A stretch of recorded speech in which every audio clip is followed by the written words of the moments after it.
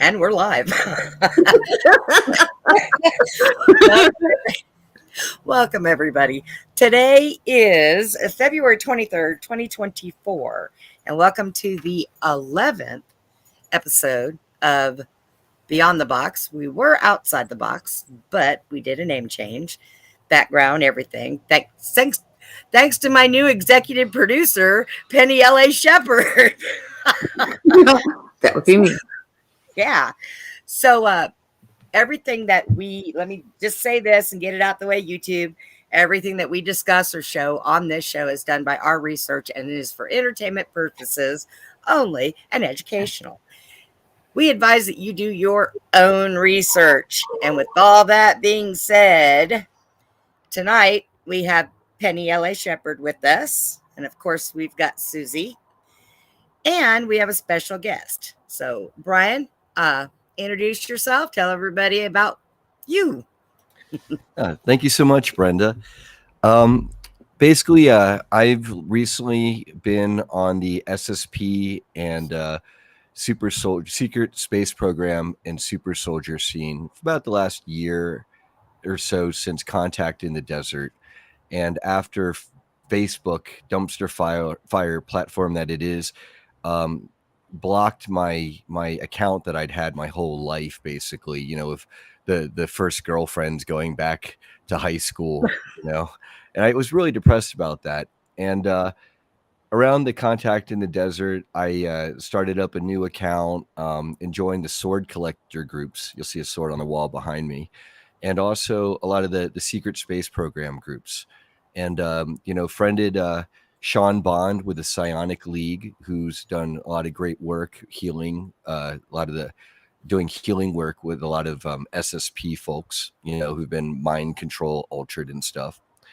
And off of that, I co-organized the MONTAUK adventure tour with James Rink over at supersoldiertalk.com for the 80th anniversary of the USS Eldridge, which during the Philadelphia experiment in 1943, they put two Tesla generators on that destroyer class Navy ship, one on the front, one on the back, aft and stern, cranked them up. And not only did they achieve the radar invisibility they desired, they ripped a hole in time and space, sent the ship and the sailors through time and space, hopping around a little bit. They've done movies about this, and they're documentaries and books. So I'm not claiming to be an expert on this. And if I get any details wrong, don't hurt me. Um, but we wanted to be there for the 80th anniversary of that, on the possibility that maybe the USS Eldridge might reappear at that same site north, or one of the places it jumped around was north of Camp Hero, east end of Long Island, New York, okay, at Oyster Point, around there, north of Long Island, and on the water. And we had a bunch of survivors, people who were literally part of the Montauk project. And I'll get into that. Like, how does the Philadelphia experiment and the USS Eldridge then line up later on with the Montauk project over at Camp Hero? And you're going to find there are a lot of links. They're totally connected. And off of that successful tour, we decided, I and others have decided to do the Full Disclosure Now conference coming up in July with an amazing lineup.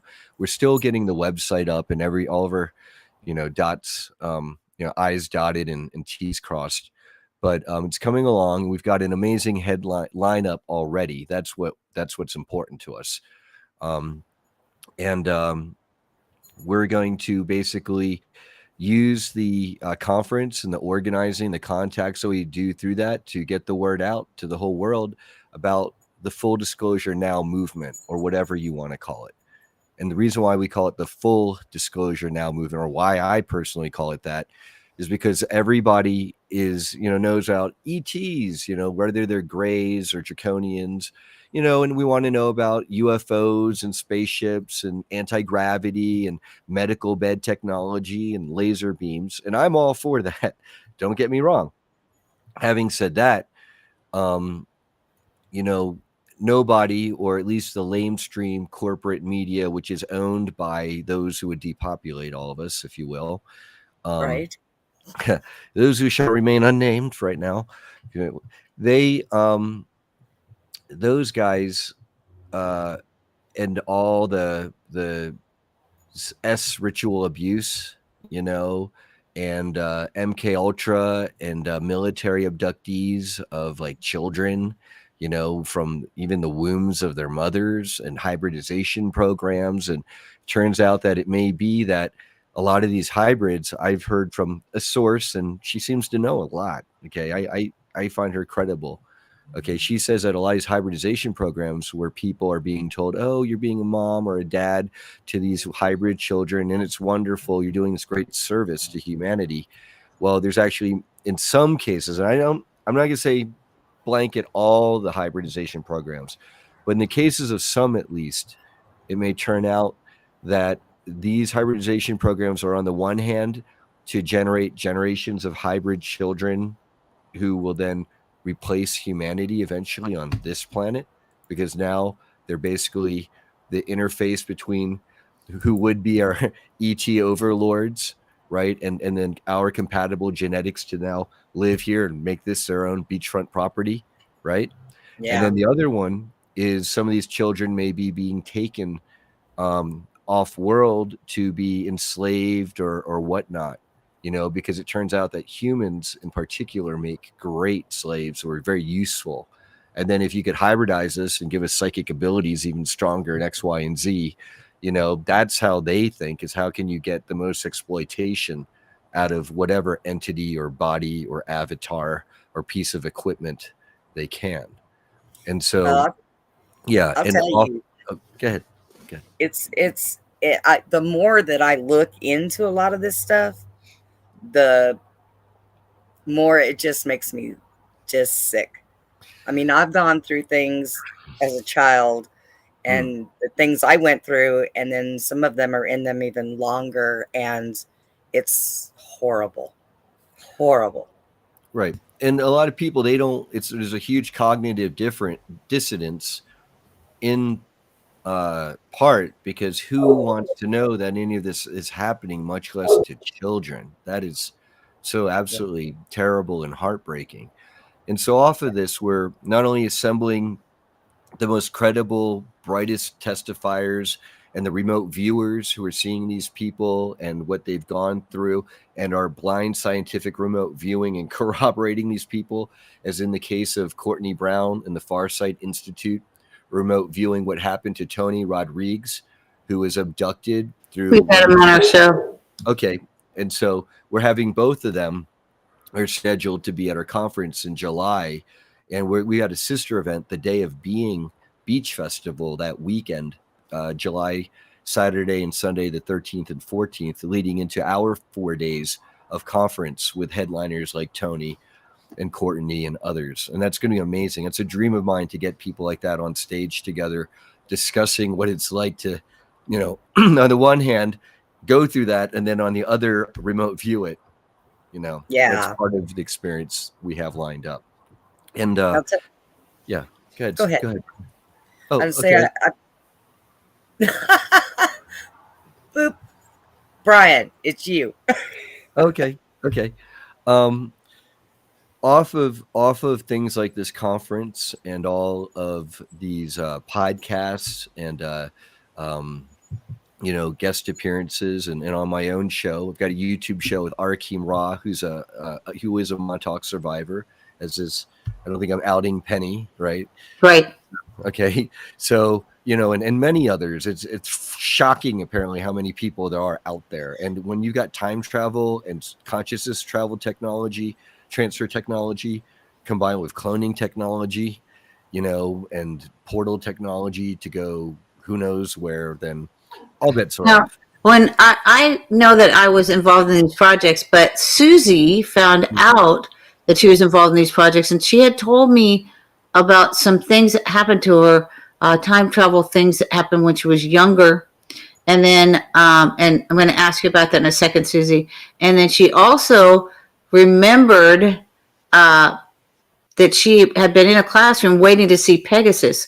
So she actually talked to Brian's like, oh. So she actually talked to Andy Basago. So Susie, tell him about the time that you were in that room and you saw time changing. Okay, that was in I think it was in 1979. Yeah, 1979. It was in Jacksonville, Florida. I walked into a room and I looked out the window and I saw the seasons starting to change. Like if in that movie Time Machine, where the guy's sitting on the machine and he's seeing time go by really fast. Yeah. So I'm looking out the window and I see snow. Guy Pearce. Huh? Guy Pearce. He played the part. He played that. He in the most recent, latest, greatest version of the Time Machine. But sorry, go ahead, Susie. That's what it was like. It was like I'm looking out the window and I see the seasons changing very rapidly, and they're just like going really fast. I see it snowing, and then I see spring, and then I see summer and winter, and then it just keeps going faster and faster and faster. And then all of a sudden, I'm not in that room anymore in Jacksonville, Florida. Now I've been transported to Ohio to my sister's bedroom. And I'm looking around and it's her bedroom and it's all her toys when she was a kid. So it was like I went back in time, like that time was going backwards. I went back in time to her room. And as I'm thinking, what the heck is going on? Because I'm just standing there watching this whole thing happen. And then all of a sudden I come back and I'm back in the room that I originally started from. So I walk out of that room and I walk into the living room with my friends and I said, did anything weird just happen? And they're like, no. And I'm like, okay. So I didn't tell anybody because I thought, what the heck? You know, where did I go? So do you want an analysis? Do you want an analysis of that, Susie? Yeah. Okay, so John Whitberg, among others, is a Montauk survivor and testifier. And he talks about Camp Hero Army Base there on the east end of Long Island, New York, having a time bubble around it. So it was stuck in a time bubble. So I'm wondering if maybe you were getting to witness them dialing in or the time bubble technology and transporting the facility you were in time one way or another. And then when you ended up back in your sister's room as a child, that sounds very much like a not all of them, but like a 20 and back experience where someone is literally abducted from childhood, taken for 20 years, and then consciousness transferred, or somehow their body through time travel and manipulation is put back in their original spot right around when they were originally kidnapped. And Penny Bradley speaks a lot to that in her testimony. Is not only can they kidnap you for 20 years like they did Tony Rodriguez for 20 and back, they can kidnap you for multiple 20 and backs. And the reason behind that is it can be different agencies where now that you've been through the human 20 and back and you've developed your psionic abilities, it might be to the point where they cut a deal with like the negative service to self Draco reptilians to then lend you out to them for 20 and back. If you had, say, enough genetic capability to even handle being around Draco reptilians. Everyone I've spoken to who have been part of these programs, they say that they're if unless you have Draco DNA, you're very likely to die by just being in the presence of one of these Draco reptilian beings for like 15 minutes or more. Yeah, I don't have any Draco DNA. I'm an empath. Yeah. Brian, I'm going to tell you, I did some reading on that Montauk, and I have a whole new respect for the homeless old men that people say are crazy. A whole new respect for them. And I've told everybody, if you ever walk by and you see a homeless person that is talking crazy about something in the future or something in the past or what they've seen, shake their hand and tell them you appreciate them. Because I was so disgusted when I read that and I found out that they had rounded up all the homeless people and was just throwing them into this project. and making them go on dangerous time traveling missions. And I was like, no wonder why our government, no wonder why our people to be do not care about homeless, because they use them for everything. Yes, Because they're throwaways. They're deemed as yeah, throwaways. Because no one's going to notice if. Did you ever see the movie Coma? In Coma, they were taking homeless people and they were operating on them because they're very easy to disappear. And then you bring them back to their subway station and they die, and no one's wise one way or the other. So Susie, when Susie and I met, I had asked her for prayer on Facebook, and I was going to go interview her when I got out. Actually, Susie, can you mute your mic real quick? Because I think there's a little bit of echo. Go ahead, Yeah. Penny. So when I got out of the crazy house, I was going to go interview her, and then she gave me like $200. I said, no, I don't take money from people. I'm just going to wait till I get paid, and then I'll come see you. She said, no, come see me now. I was like, okay. So then she gave me the money. I used it for gas. I drove out there. I actually had to use it for gas to go back to where I was to pay the rent and then leave and come back, because she said, you can stay here. You can rent from me. I said, forever? She's like, yes, forever. So my handler at the time said, my former one that sex trafficked me out of the crazy house, he was a commander at the DAV in Chicago. It's a long story. Anyway, so he says, how did you guys find one another? And I say, excuse me? Like, do you know her? Apparently he did know you, Susie, because he said, how did you find her? How did you guys find one another? So we started, when we first met, we were talking for, I would run down to her room and she'd run down to mine. And I mean, we didn't get any sleep for I was only supposed to be there for 2 weeks. About the third week, I said, I'm going to have to buy some more underwear because I've been here for I thought I packed enough for 2 weeks. So it was like about around the third week or the fourth week, I go, I'm not going to interview you, am I? Because I came here to interview you, and we're just talking like we've known each other forever, like sisters, like good friends, but like sisters, but a more powerful bond because we shared the same abilities of remote viewing, of having dreams that came true, of seeing the past, the present, and the future.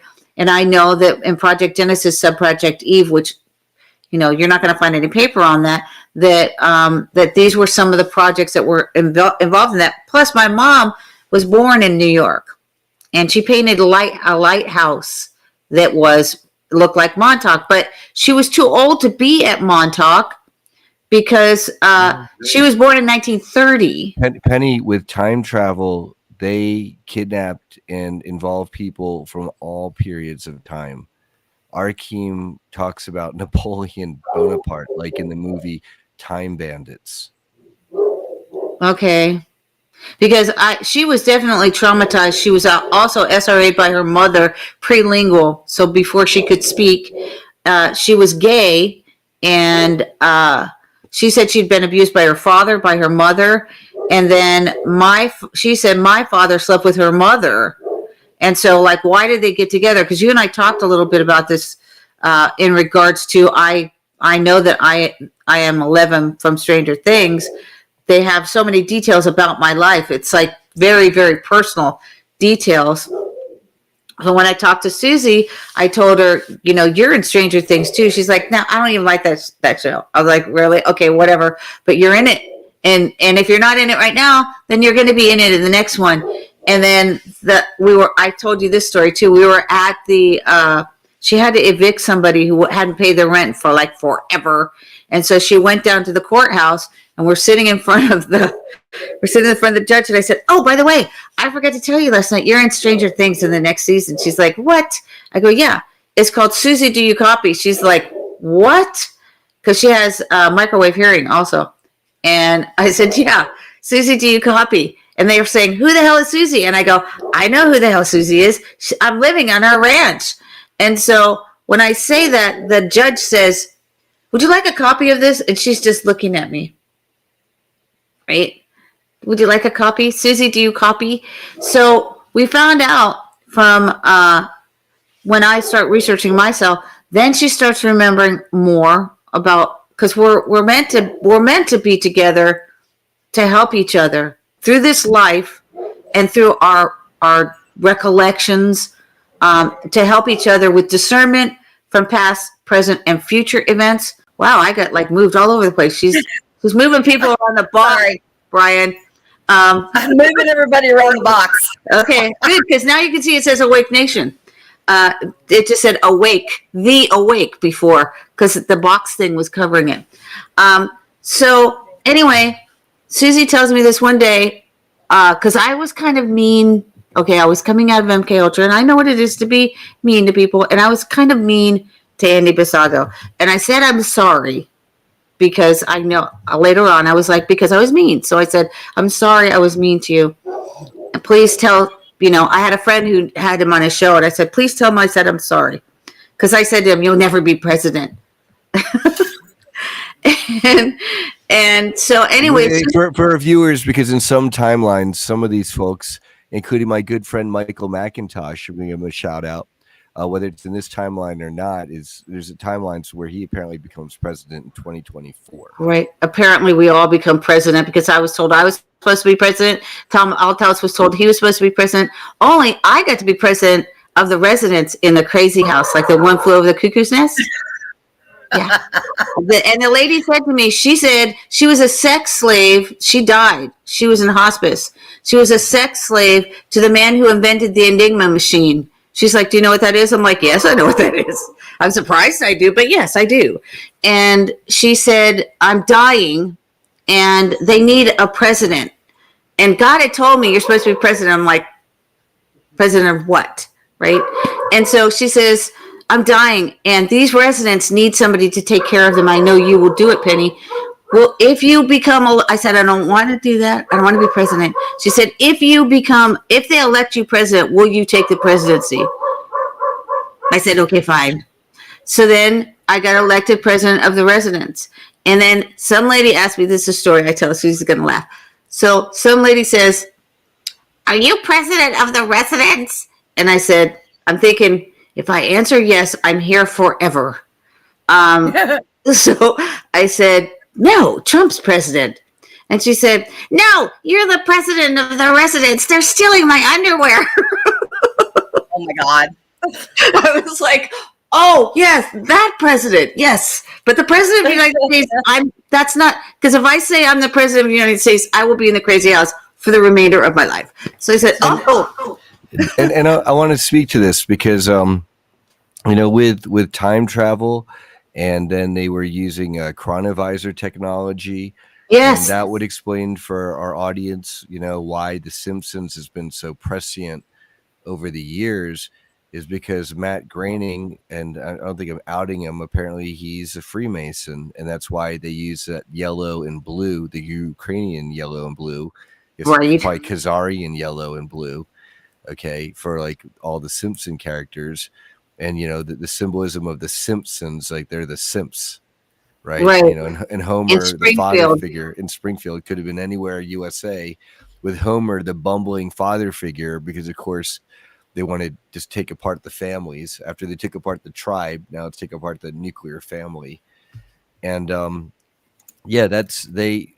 given his connections, would one be surprised if he had access to the chronovisor, either the and what was weird, Brian? There was a lady in there. She was an artist. She had her art in like a history museum, and she knew about that. And I was like, wow, that's weird. How does she know about that? She knew about the chronovisor. Well, there was a Vatican priest who wrote kind of a tell-all confessional. I don't know if he's still around, but he wrote about this a while ago. And I think when it first came out, everyone obviously put it, that's like stuff you'd read in the Sun or the Inquirer, right? From the shopping, supermarket. Actually, Susie's been in the Inquirer. Oh, excellent. Well, then there you go. It's like that Men in Black. Apparently, like people do read that as a source for some things. And what do you know? Truth is stranger than fiction. So Susie didn't think that she was like MK Ultra or time travel or anything, but then she's like, maybe I was. And then she started remembering sitting in the classroom, because we'd been talking, David and I had also been talking about, have you ever been in a room where you look at the clock and it's like ticking like 1 second after 11, and you look down and you drink your coffee and you write a note and you look up and it's 1 second after the hour and you're like, wait a minute, and we've also both stopped time. So Susie, I'm going to ask you about the two things. One, the time that you remember stopping time, and then also the significance, how you realize that you were involved in Project Pegasus. I had to unmute my phone. Is that good? Can you hear me? Yes. Okay. Yeah. Well, which one do you want me to tell first? The first one is just do Project Pegasus. Okay. Oh, Brenda disappeared. Stop it. I was thinking about that because I was lagging. I had to fix it. All right. Right, move this around. So I was in 6th grade, and these people came to I was in Akron, Ohio, and these people came to our school and they said, we're going to do some testing on everybody and for hand and eye coordination. We're going to see, how fast your hand and eye coordination is. So they came in, they did all these tests with everybody, and then they went around the whole state of Ohio and they tested all the children of all the schools. About 6 weeks later, they came back, and this lady walks up to my desk. I was kind of sitting in the middle, kind of like 3 or 4 rows back in the middle, and she walks up to me and she says, I just want you to know that you tested higher than anybody in the whole state of Ohio. And after that, what I remember was sitting in the classroom, looking out the window and looking at the clock, and it seemed like it wasn't moving. It just seemed like we were just stuck in time. And it was just like, maybe even like just it not moving, the second hand just kind of stuck. And I couldn't understand why time seemed so slow. And then I'm looking out the window in the playground and I'm waiting for Pegasus, like this horse, to come and get me and then fly me to like different locations. And I'm daydreaming, waiting for Pegasus. And then I remember there was a lady that would come to our parking lot at our school, and like I was waiting for her or something. I don't know. It was really weird. So I think, and then when I talked to Andy, I think that I was being taken, and in the Project Pegasus where they were, time traveling, I think I was part of that, but I don't have any memory other than just time being real slow, waiting for Pegasus, remembering this lady. And then all of a sudden, my mom, at that time in our life, my mom just blew up at my grandfather and got mad and put me and my brother on an airplane and flew us to the Virgin Islands, and we just hid out for like a year. So that was kind of odd. So I think she probably just pulled me out of the project, not knowing that, that's what happened. But we just vanished for a year, and I lived in the Virgin Islands and in the British Isles for like a year, which is really crazy. And I didn't go to school. I mean, let me ask you this. On the one hand, what you're describing is a very much recounted experience, or as part of the testimony, where a lot of folks, after testing by like military type people, they were recruited into, a lot of them, the talented and gifted programs, and then they were taken away in white vans, who knows where, and then subjected to what. And there are a lot of QHHT practitioners, quantum healing hypnosis technique, or hypnosis and healing technique, in the Dolores Cannon tradition. And it's like, when you feel ready, you can always consult some of these folks. If you really want to, recover memories, that's one way. Yeah, that's true. Yeah. I talked to Andy for hours, and he said there was 42 children. Obama was one of the children that we used in this project, and they would travel. They were using it for governmental people to be able to leave like one state and go to another. So they would go through these like doors, and then go, like, you'd go from Ohio maybe to Florida and then back, and then they'd have us back for lunch at school, after we did this little jumping around, escapade, But I think they were using kids that had fast hand and eye coordination for this project because they were like guinea pigs, you know. And Andy said he had done some jumping, you know, and his father was involved in the government, and then he went back to see Lincoln's address. Gettysburg Address. Uh-huh. Mm-hmm. Yes, So, and what it looks like, to help link it up for our viewers out there, is that was kind of like off the Philadelphia experiment with the Eldridge, when they realized they could indeed rip holes in time and space using Tesla technology and other things. They moved over to Brookhaven National Labs on Long Island, New York, over there. And then they began strapping children into something known as the MONTAUK trip chair, which was supposedly like a UFO pilot, chair received from a downed UFO or saucer somewhere, like might have been one of the Roswell crash sites. And it was, tiny, like child size, because these were tiny grays piloting this craft. And from there, they ended up moving from Brookhaven National Labs on Long Island all the way to the east end of Long Island, out there to Camp Hero, which was a then World War II abandoned military base. And, by doing things like taking Andy Basiago and the other kids and sending you all back in time and pioneering it, I understand Andy has testified to having negative health effects, because it sounds like they were working out the kinks on a lot of this portal and travel technology. Later, they began to more mass do it with the Montauk trip chair, and they are bringing in some really nasty actors like Michael Aquino. Okay, he was part of the U.S. military.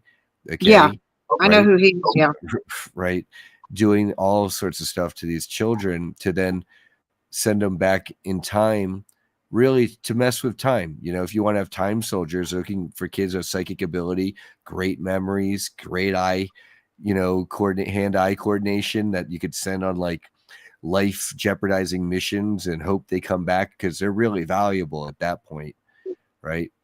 And they're basically doing everything they could to do negative time missions to put all of us, all of humanity, onto a negative timeline where they, the dark forces, win. That's what it's all about. Like, why bother with all this stuff? Well, that's why. They want to win. And it's a crappy end game. But we all know that they're not going to win. And, the higher you vibe, the more likely you're going to be on a timeline where, of course, God wins. Now, I suspect, because none of this is gospel. It's just what I'm putting together.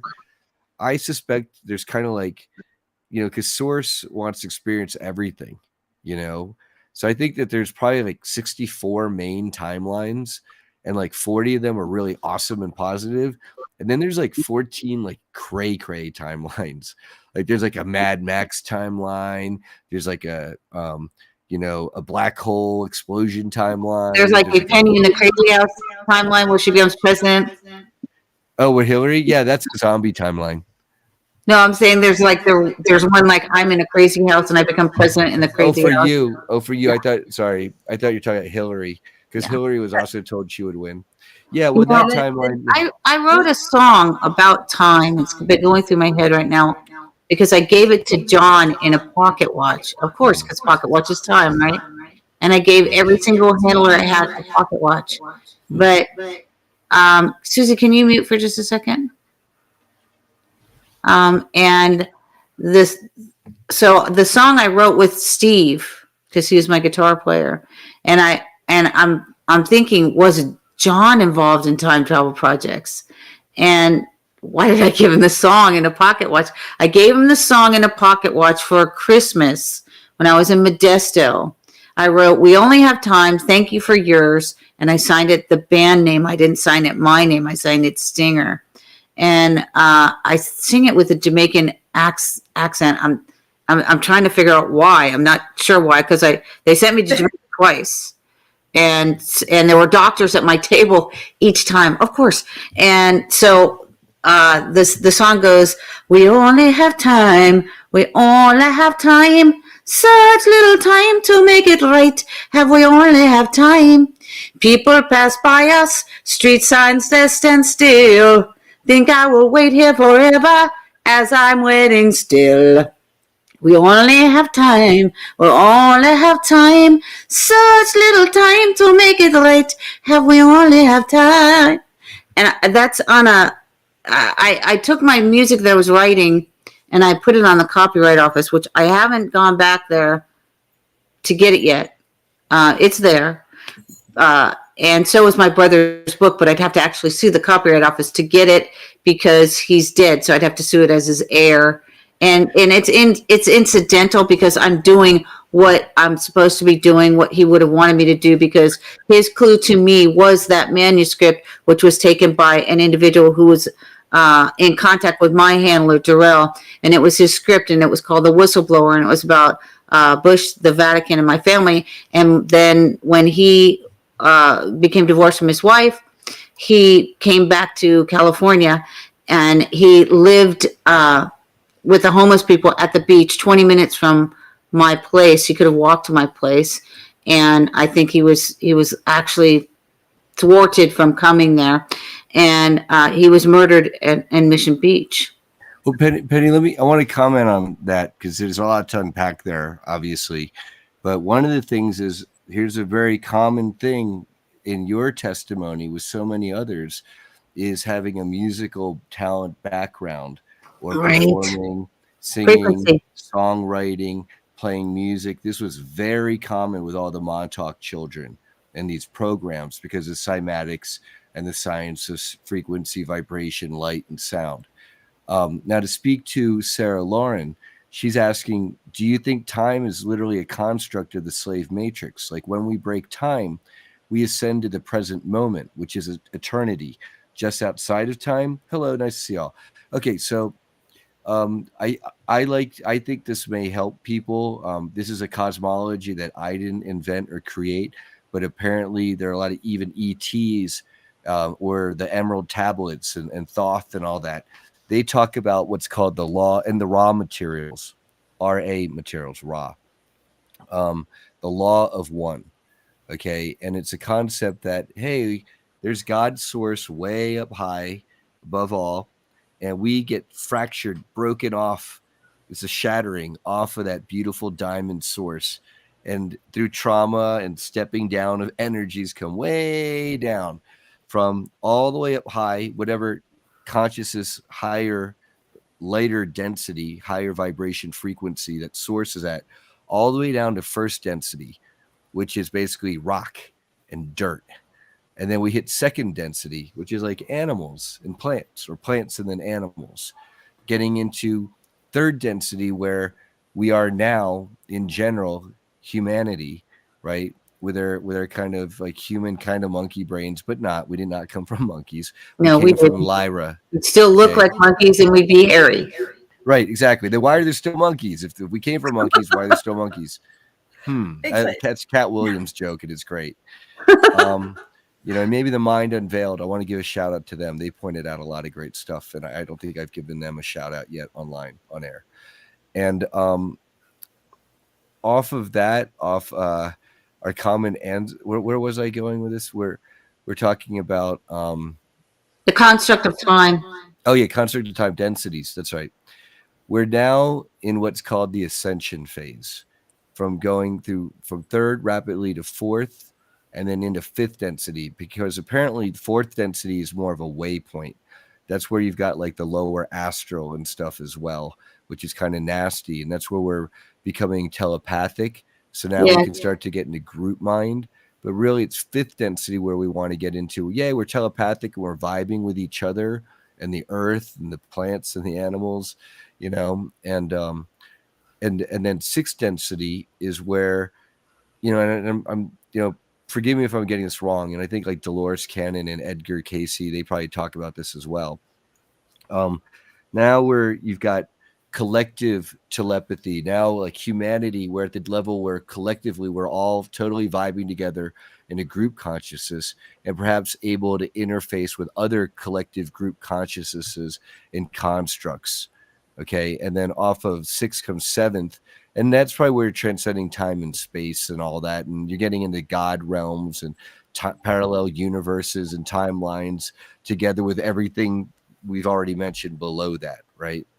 And so then when you die, or when we die, given that we all go back to source, and I think, and many others have pointed this out, that we think that they wrote reincarnation out of the Bible Yeah. under the Roman They did. Empire.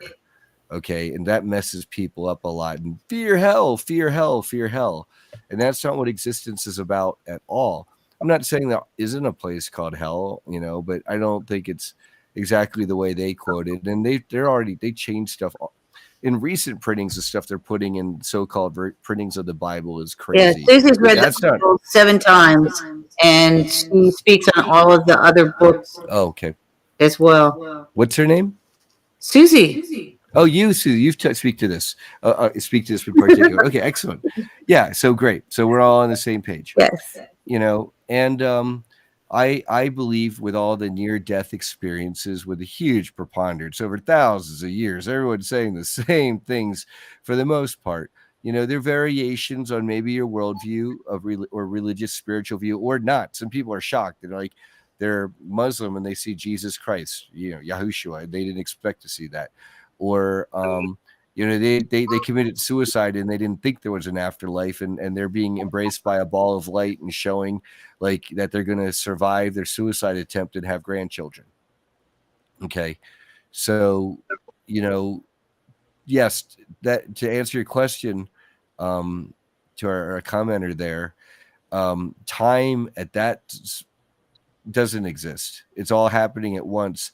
We have a reference point to our narrow, limited concept of reality. We're experiencing time linearly, but even then, who knows, right? One is you've got people experiencing 20 and backs. That's human level technology futzing with time, or at least humans accessing technology where they can mess with time. And then on the other hand, you've got things like the Mandela effect, where one morning you wake up, or your whole life. Mandela died back in the 80s for me. Okay.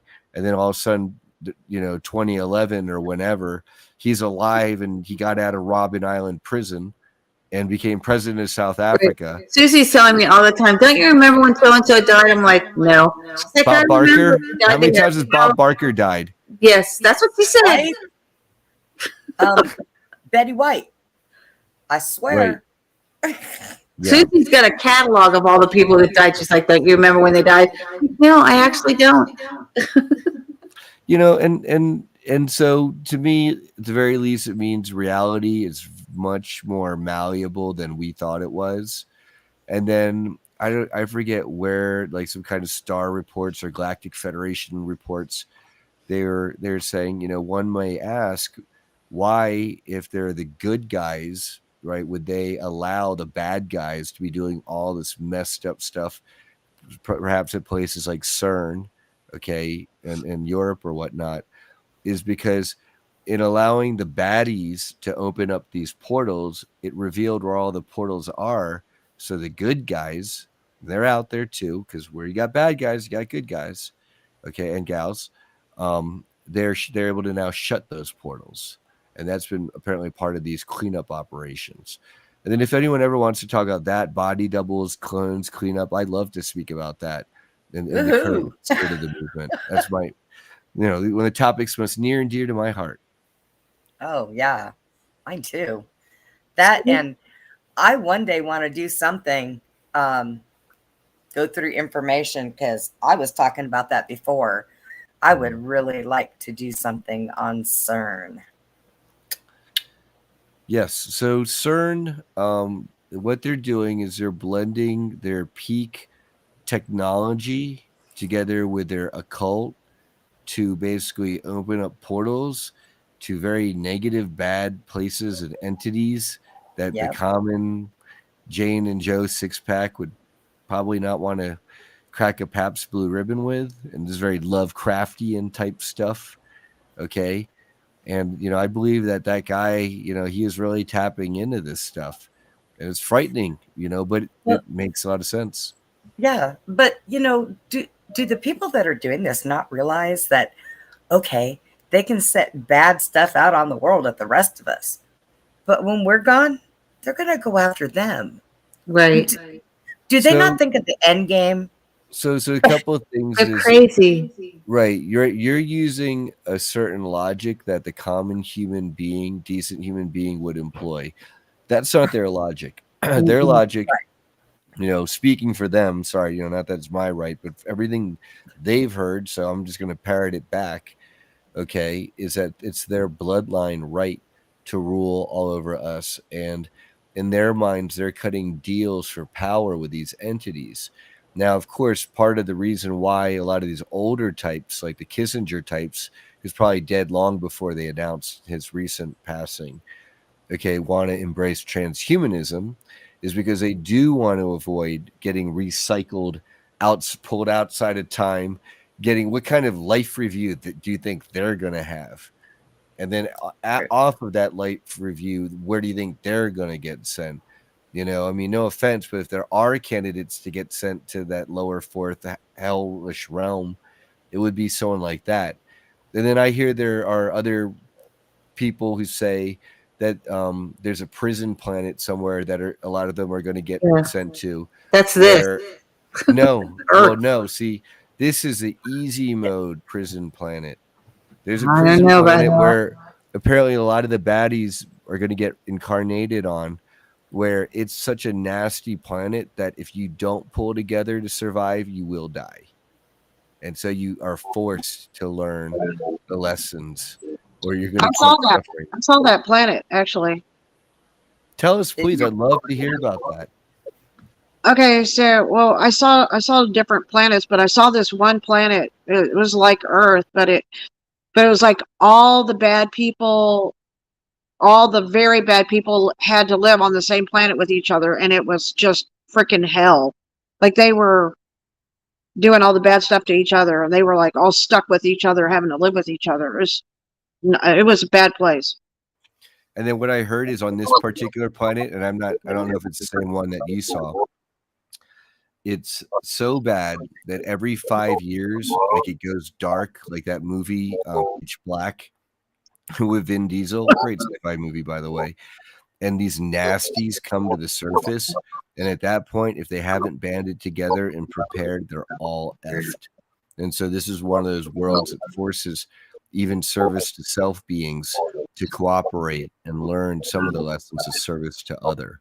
I think when they end up on that planet, because I think from what I researched and studied, because I remember living past lives. I remember living different timelines on this life. I can remember, and then because I remember Sophia, the Holy Spirit, she told me that the convergence had begun, and I'm like, not many is going to understand what that means. And she said, that's okay. Sometimes ignorance is bliss. For people who don't, that want to live in bliss land, but it means all these timelines, even though there's so many of them, they all converge back together eventually.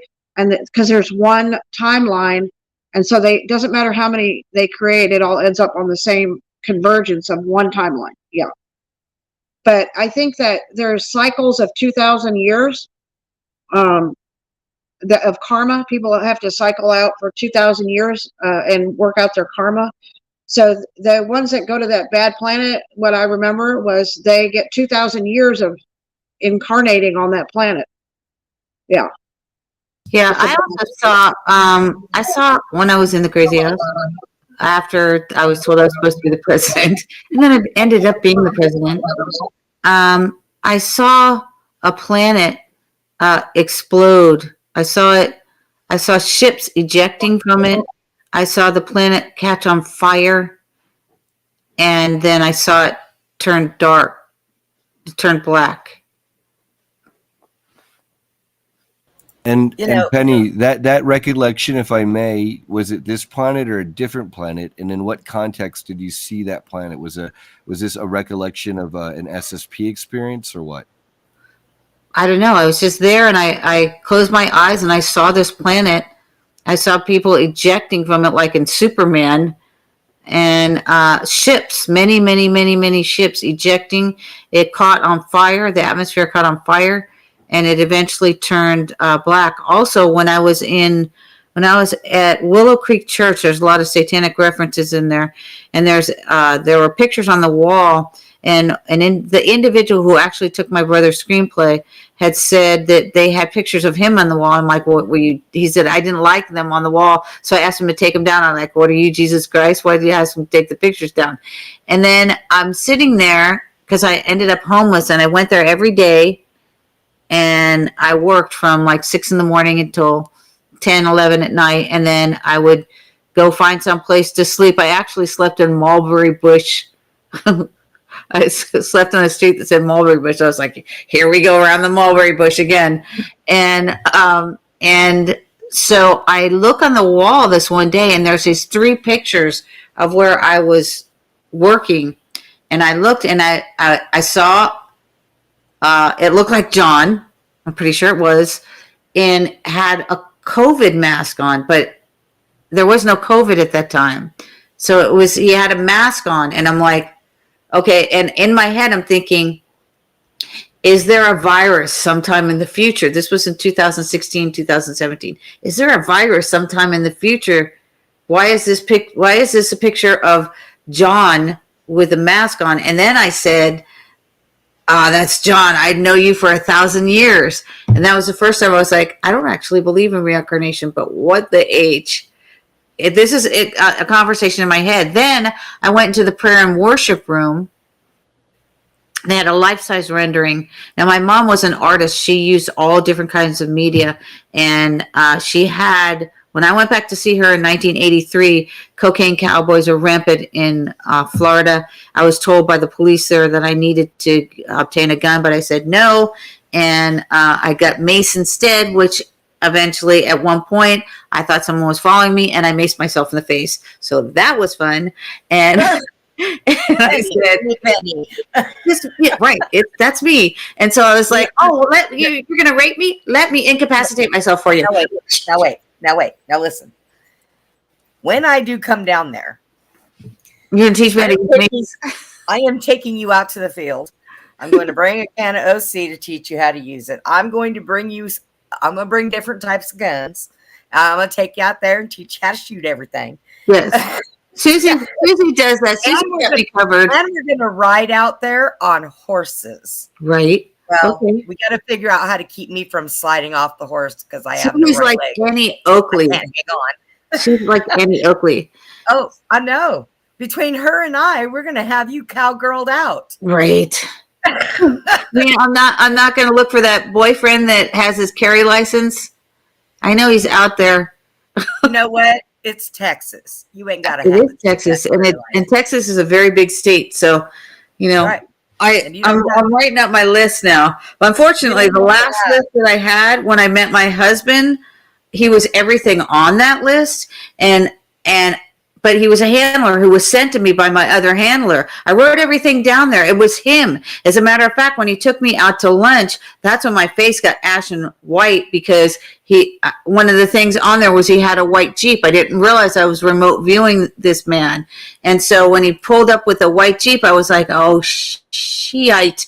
That's for sure him, right? Then he took me out to lunch, and I started telling him about his family. I started telling him about the ages of his children, that he had a boy, that he had a girl, that had a bad relationship with his ex-wife. And he was just like, I said, am I freaking you out? And then it was probably like, well, I guess I don't have to tell you anything about me. Right. Then he freaked me out because I knew his age. I knew his height. I knew when he got divorced. And so he takes me to, he was teaching CPR. He was a retired police officer. And he was also teaching at the police academy. And he goes to this warehouse and says, oh, they don't have any of the CPR masks there, right? And then he takes me to the airport to make a phone call. Okay, now I'm totally freaked out. And I'm thinking, is he going to put me on a plane and sell me to China? Okay. That was my thought. Is he going to put me on a plane and sex traffic me and sell this white girl to China? And he said, I can tell that you're getting, nervous. And it was foggy at the airport. Now, in those days, we didn't have cell phones. So I have to ask a question. Brian, what kind of dog is that in your lap? Oh my goodness. This is Minnie or Minnie, and she's mini. a mini part border collie and mini Australian shepherd. We have Aw. border collies, Brian. Yeah, they Yeah. have border collies. Yeah. They're all- Yep. Yes. Oh They're yeah. all border collies. We don't- love them. You don't need another dog, do you? We have plenty. Rachel, good home. No? Okay. The dogs keep us safe, though. They help ward off a lot of the negatives. And Yes, they do. You know, in case the Satanists try to breach our perimeter, we're covered. Yeah, these are part of our alarm system, among others. Yes. Yeah. And see, if your dogs don't hear them and start barking, I got 2 little yippy ones that'll take care of that problem. Right. That's The- right. I have one that barks if a fly flies by and farts. Okay. Wow. Knowing is half the battle. So anyone shows up, you know that they don't belong and they're in your turf. That's good to know. Yep. Right. So Brian, it's already been an hour. I don't know. You got some time. We did 2 hours. Do you want to stay? Yeah, I'm happy to stay for another like a 10 or 15 minutes, and then if you don't Okay. mind, like I could even stay a little longer as long as I'm able to eat Chinese food while I'm mute. Yes, for sure. Go ahead. Yes. We're pretty laid back and easy, so you know. Yes, you can stay as long as you want. Oh, good. Yeah. Okay, good. This show where we're more laid back here. Awesome. I love it. Yes. Half the time I do the show in pajamas. Okay. Yes, and you can There you smoke go. a hookah if you need to. Oh, yeah. You know what? Then I can also I'll have to wear a top hat on the next episode. Right. I was Oh, telling him, I love his picture because his promo is just perfect. It's very colorful. It's beautiful. And then I also told him I had a top hat too, and I wore my top hat. And I put tooling on the top hat Mhm. to match my clothes, but I had a top hat too, which is weird, right? Is that No, some time travel thing? No, it's a classy thing. All right. Just checking. I have a picture of myself, which I showed to this one guy when I was in the crazy house, and he did an illustration, and he put me with the top hat, and then he put wings, angel wings on my back. And then he also put me in a dungeon, surrounded by dragons. So that artist, did you pick up anything that one might consider out of the ordinary or paranormal, or is he more a run of the mill, if you will? No, he wasn't one of the mill. He actually is still one of my friends, and I gave him a Bible to mail to John when I left. Because I kept mailing him Bibles, not that he would read it or anything. I did have a Bible that I had, which his name was on it, and I had him duct taped inside of the Bible, along with a picture of Darrell, and along with a picture of another individual. When I found out that the Bibles were rewritten by the kings and the queens, I got very angry. And I was at a truck stop, and I remember I had Darrell's keys too. I had everyone's keys. They kept giving me their keys to their houses, and I just took the keys and I threw them out, and I threw out the Bible with John's name on it, and I threw it out at a truck stop. After the trucker came to me and said, you need to move your truck, because I had a little truck. And so I move it. And then he comes and he says, well, you didn't have to move it that far. He says, I know you'd like to park in between the trucks. And I'm like, do I know you? Yeah, I didn't know that. Right? Like, who are you? Were you sent to talk to me? And I mean, I had people that were sent all over the place. Now, Susie has some stopping time stories that she wants to talk about. Susie? That's what I wanted to do. Okay, I had to wait. You're good. Unmute. There Good. you go. Okay. Yep.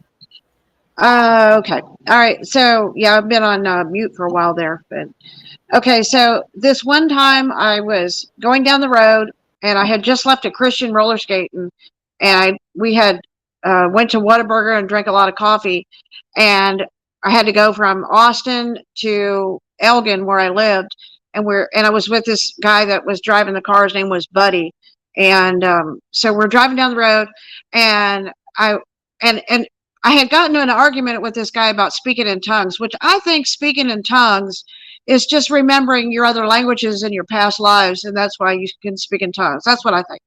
Like 9 spiritual gifts, they're not really what the church tells you they are. Everybody, they just tell you that because they think that you'll just settle for whatever they tell you, you know. But I think there's more to all this stuff than what they're saying, you know. That's what I believe.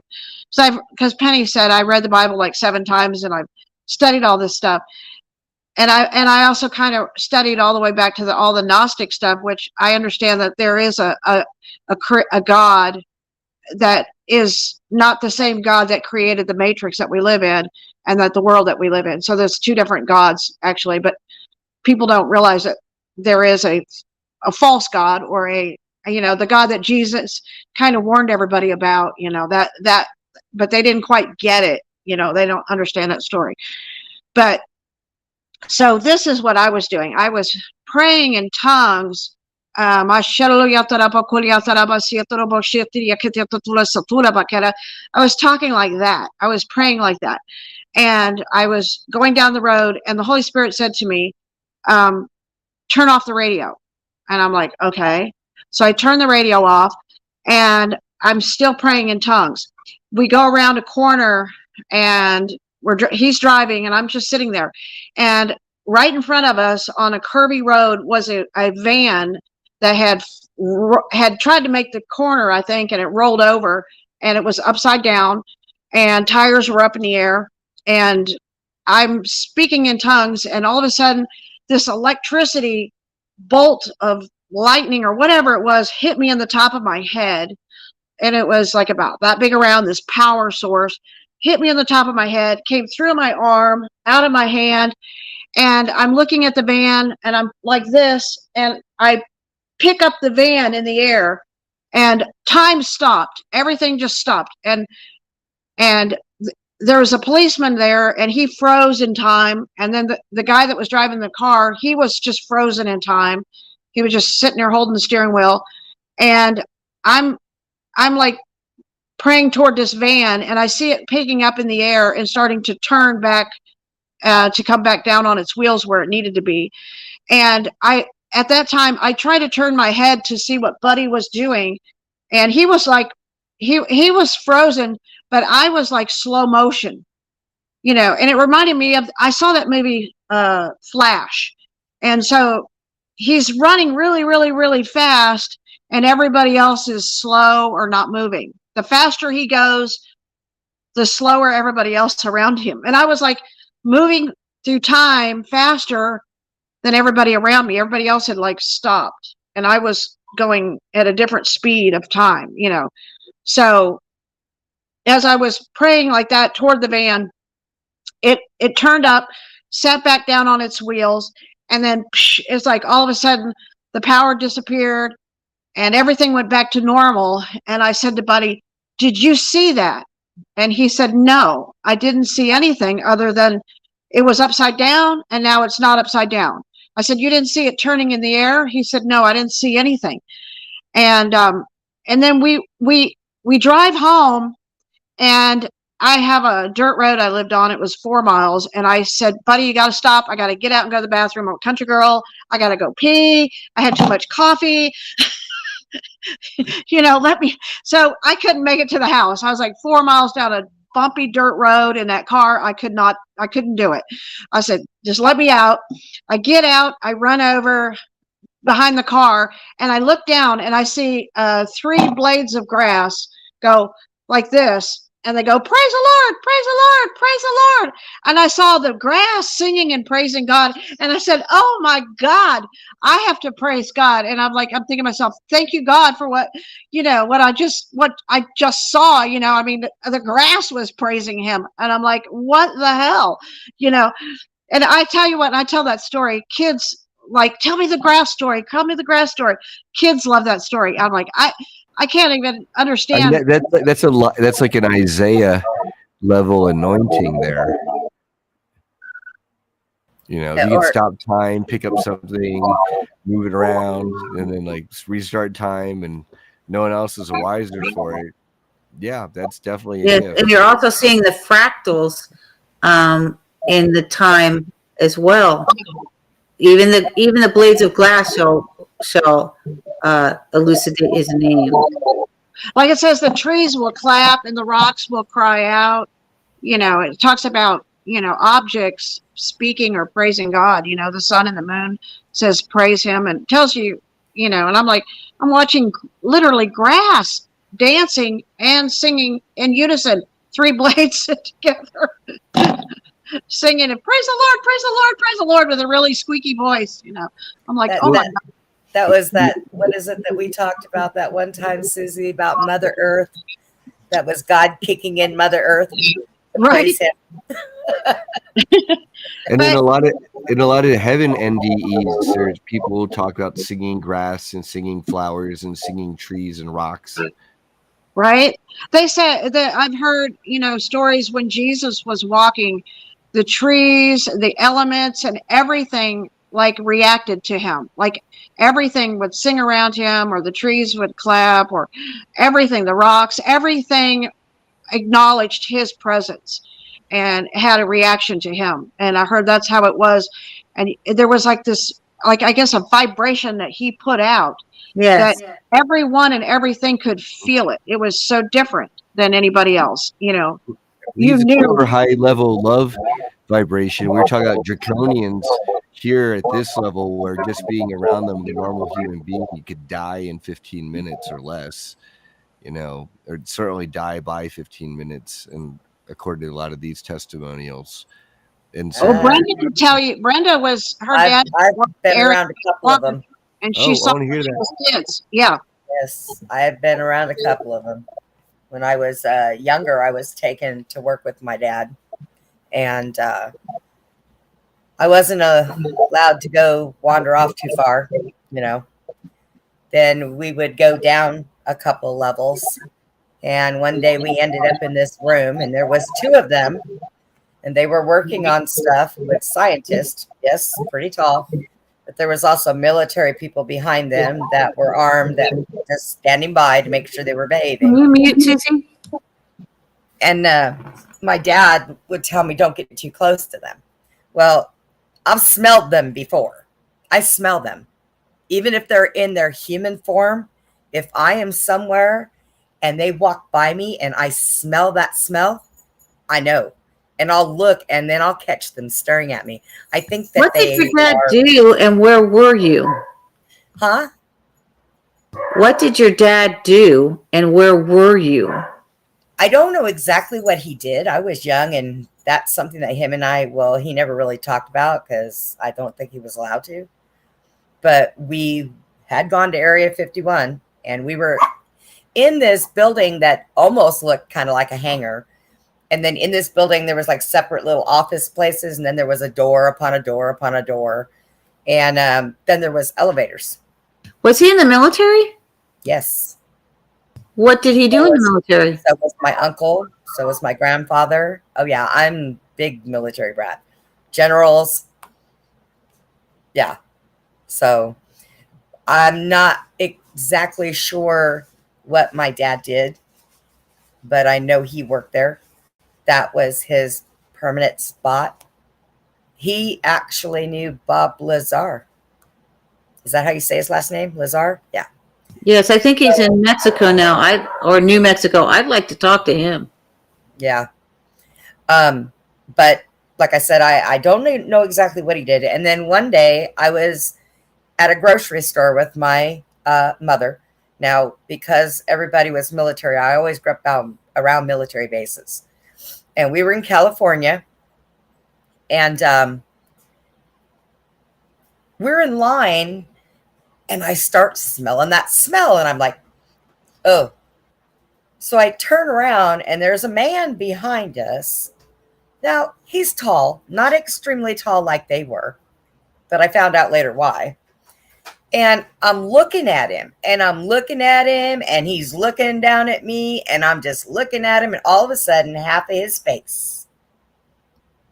It was almost like, now I can say like a holograph, it kind of moved. Back then, I didn't know what that was. And all I seen was the brown-green scale, that slitted eye. Then he put it back, and he smiled at me. And I went running around my mom. We got to go. We got to go. We got to go. And my mom's like, stop it. What are you doing? I said, that man's not human. And she said, if you don't knock that out, I'm going to beat your ass in the store in front of every.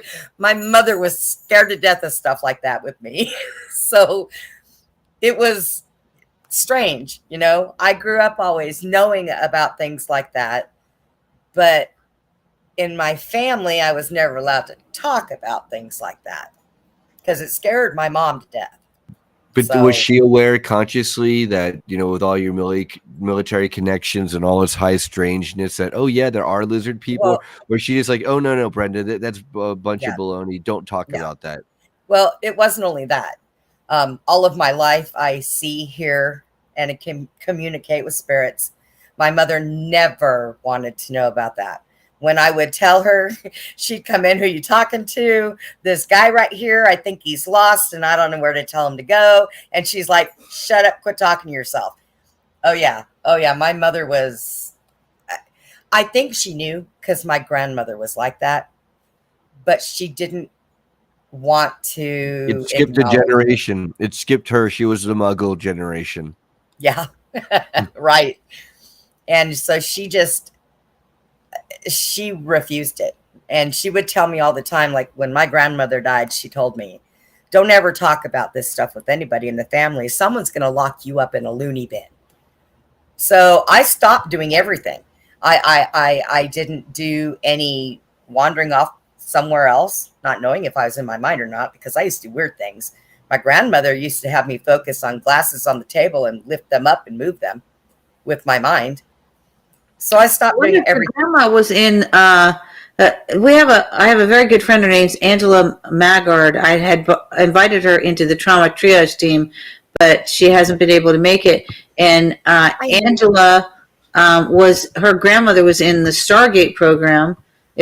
Her name is in the CIA papers, and her grandfather was in the Jedi program. My grandmother was German. And Interesting. My grandmother did not speak to a lot of people in our family about what she did. And the only reason why she did with me was because she learned early in my life that I could see people that weren't there. Well, they were there to me. But so that's the only reason why she took me under her wing. And when she died, I stopped doing everything. I stopped because I didn't have that moral support. The only thing that never went away was Andy was the smell of the reptilians and the spirits. Spirits don't go away. Matter of fact, I have a doll that came with an attachment, and she is a little girl. Her name is Hannah, and she lives here in the house with us. And my dogs love her. My cat sits up there with her, and my cat will do that thing where she raises her back like when you pet her, like somebody's petting her. And she'll just sit over there and do that.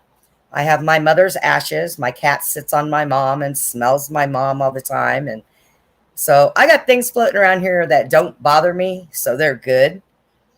But that was, I left a lot of stuff. I've had a lot of people tell me, a lot of psychics tell me that my aura is extremely loud. I'm a very creative, talented, and strong person, and I need to go back to practicing everything that I used to do. But I think sometimes I'm kind of afraid to. So I hear a lot about when you can do certain things that, you know, I try to stay away from the government. I ain't working for nobody. I think Brian froze. He hasn't moved in a long time. Really? Can you hear me? I can hear We you, can but hear you you. haven't moved in a really long time. Oh, that's weird. I know on my screen I am, but I'm on rural internet because I'm a prepper. Okay. And I want to be away from major cities and Yeah, inland. I hear you. background. That's where we are, as a matter of fact, in a remote location, which actually it's Susie makes every place that she's at beautiful. I loved Bastrop until I found out outside of the castle that she built that I was like, hey, you can bury me here in the garden. And then I find out that we've got cartel and meth users and, corrupt sheriffs, like right outside the gates. But it was enough property where, during COVID, I didn't panic or anything. If I had to, I'd take a walk outside the house. There's 200 acres. Yeah, well, I'm a prepper in the ghetto, so eventually I'm gonna get out of here. What? That's a song, In the Ghetto. What's a song? Oh yeah, I'm stocked and loaded, and I can eat for probably 5 years. And nice. Yeah. Nice. So, Andy, what are you up to? Unmute, Andy. Yeah, I was listening to something. Sorry. Oh. That's right. What are you up to these days? What happened with that fire last time we talked? Oh, it's still under investigation. Yeah. I know last night I was sitting on here talking to Andy, and I heard him. We had a police chase, and then that's all I heard. And then all of a sudden I find out off of a scanner that there was a head-on collision, like right down here on the corner. They were landing a helicopter, and I was like, man, I got to get out to the country. I can't stand this. It's killing me. It's killing me. But yeah, they're investigating that. They're investigating the thing down here. Nobody knows why this idiot ran. And of course, I'm surrounded by umpteen million clubs and bars around here. So that's a little frightening too. So any discussions about what's going on in the political realm right now? Anybody have anything they want to talk about? Because I've been researching a case that actually hits close to home, right, Susie? Which case is that? It is a case of Angela Chow, who actually they said Chow Bella, and she took a submersible dive into a lake in her Tesla in Austin, and she is the sister-in-law to Mitch McConnell. Right. Yeah. That there's a kind of a little screwy thing. But what'd you find out on that? You come up with it? Well, we're still researching it, but I believe that one of the things was that she worked for the Bank of China, and we are now finding out that the Bank of China is renegotiating with the United States because the United States said that they would sanction them. And also we have a lot of CCP in the country right now, which it is believed that they are going to try to engender catastrophic attacks on our infrastructure, which as we experienced the other day in the United States, and Susie personally experienced it, was an attack on Cricket, AT&T, and T-Mobile, but more than that, it was also an attack on some pharmacies, in which the pharmacy said that there were 13,000 customers that had their that were breached, so that people could actually see into their house. Can you mute yourself, Susie? Sorry about that. Yeah, mute for a minute, Susie. Go ahead. So that people could actually see into their houses that were breached. So we're talking about we've had on the Awake Nation, which is the show that I'm the executive producer on, we've had the individuals from Grid Down, Power Up on David Tice. He's the director, in which he was worried about the grid going down in Texas because he's a resident of Texas. So he did a documentary. I want to tell you something about that you may not know. When we had that power outage for 7 days, Governor Abbott got off of the main hub that does electric grids for everybody around here and built Texas's own. So we have our own grid now, so that doesn't happen again, number one. And number two, somebody did try to go in there and hack into it, and it was caught right away. So we've got some good people working there. So if everybody else's infrastructure goes down, ours should still stay good unless somebody attacks it. Yes, David also reports to he told me that he had a conversation with the Secretary of the Department of Energy, which the most frightening part about that when he was briefing her was he said, well, we were on a Zoom call and she was wearing a mask. And I was like, are you saying that like she wasn't who we thought she was? And he said, no, she actually was wearing a COVID mask. And I was like, on a Zoom call? And he said, yes. That was the scariest part about anything, is that that's the Secretary of the Department of Energy, I believe, is who he briefed. And she was wearing a mask in a room alone on a Zoom call. Can anybody speak to that? Yeah. Well, for one thing, the people, especially on that side of the aisle right now, trying to push their narrative with a fake president, they want disease X to come back. And so they're definitely pushing that. And then I wanted to speak to, I'm a Chinese American. I'm ABC, American born Chinese from in Philadelphia. And I grew up in Pennsylvania, New York, and New Jersey. Okay. And then I spent a lot of my life out here in California and then now Nevada. And, it's like the CCP, my understanding is that they're no longer the CCP of mom and dad and grand. They were like taken over, sold out to like the Khazarian mafia and the Rothschilds or something. And that's why they're doing the 15-minute city WEF COVID, playbooks, okay, to a T. And then if you look at the timing now, well, why all this cyber warfare now? Well, look at the markets. It's, look at the economy. It's the economy, stupid, the quote unquote, their real estate is crumbling. People are realizing half that construction is tofu drag, like fall apart. Like if you like chip away at it with like a trowel, or those buildings, like even if they are half decent, aren't going to get finished. And these companies like Evergrande, they're like just collapsing. And with that, they're taking the Chinese economy with them. So they're on the verge, after all their shenanigans and locking up their people like in cages and trying to get them to take 50 million nose swabs and jabs and all that. Now they're unstable. And I kind of ironically shake my head and laugh because China was going, 5 years ago, 2, 3 years, 4 years ago, they were going to be the roaring dragon and replace the U.S. as #1 world economy.